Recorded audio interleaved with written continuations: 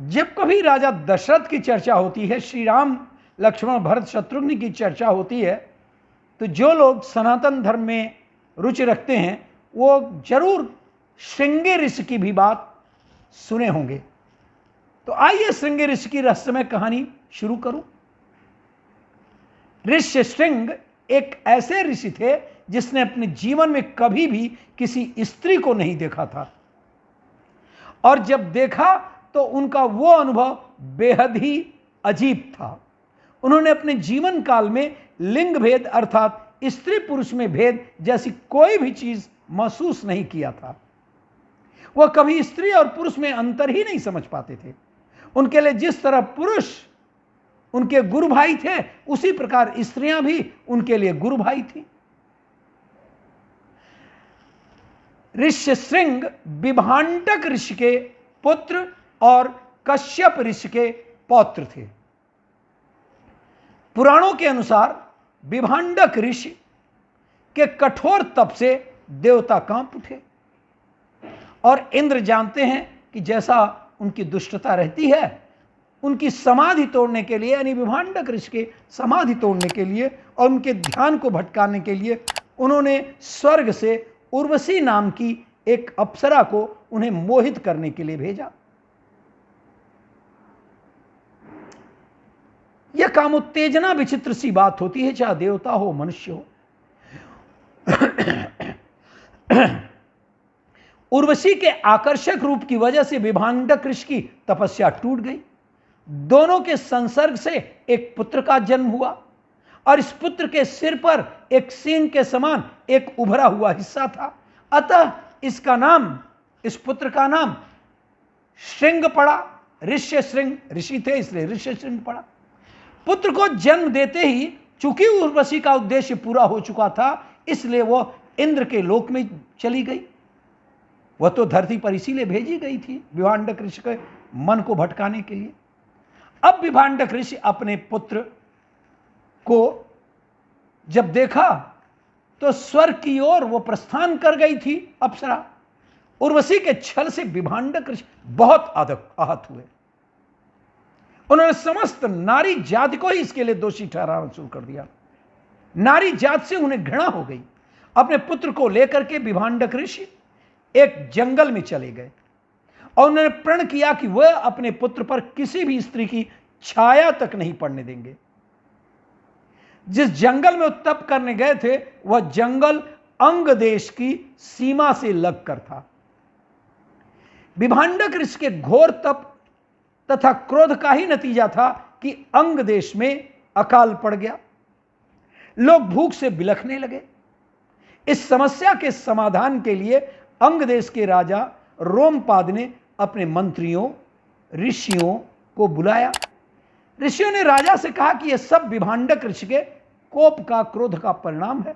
अगर वह किसी भी तरह उनके पुत्र ऋषि श्रृंग को, या श्रृंगी ऋषि जो कहते हैं, को जंगल से बाहर निकालकर अपने नगर में लाने में सक्षम हो जाते हैं, तो अकाल से छुटकारा पाया जा सकता है।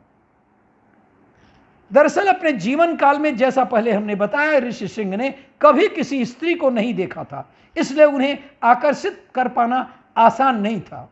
राजा ने इसके लिए भी युक्ति निकाली।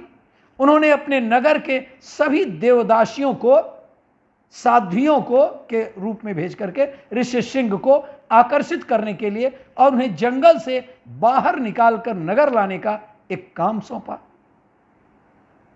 एक दिन जब ऋषि श्रृंग जंगल में विचरण करने के लिए निकले, तब उन्होंने एक आश्रम में खूबसूरत अनिंद देवदासियों की, सौंदर्य देवियों की को देखा। बहुत ही आकर्षक थी। उन्हें अपना गुरु भाई उन्होंने माना। उनके लिए तो कोई लिंग भेद उनके दिमाग में था नहीं, तो गुरु भाई मान करके ऋषि श्रृंग उनके पास गए। देवदासियों ने उन्हें आकर्षित करके यौन आनंद के लिए प्रेरित करने का सिलसिला शुरू किया। अगले दिन ऋषि श्रृंग उन देवदासियों को ढूंढते ढूंढते, अब देखिए कामोद्दीप्त हो गए हैं, उनके आश्रम में जा पहुंचे। देवदासियों को उनका कार्य लगभग पूरा होते दिखा। उन्होंने ऋषि से कहा कि वह उनके साथ उनके नगर में आश्रम की ओर चलें।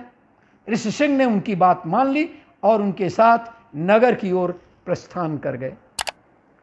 ऋष्यशृंग के नगर में प्रवेश करते ही खूब वर्षा होने लगी। अकाल समाप्त हो गया, प्रजा प्रसन्न हो गई। राजा जान गए कि मुनि का नगर में प्रवेश हुआ है। ऋष्यशृंग जब राजा रोमपाद के दरबार में पहुंचे तो राजा ने उन्हें अपनी सारी घटना बताई कि उनके पिता ऋषि विभांडक के तप से अंग देश में अकाल पड़ गया था। उसी को तोड़ने के लिए उन्होंने देवदासियों को आपके पास भेजा था।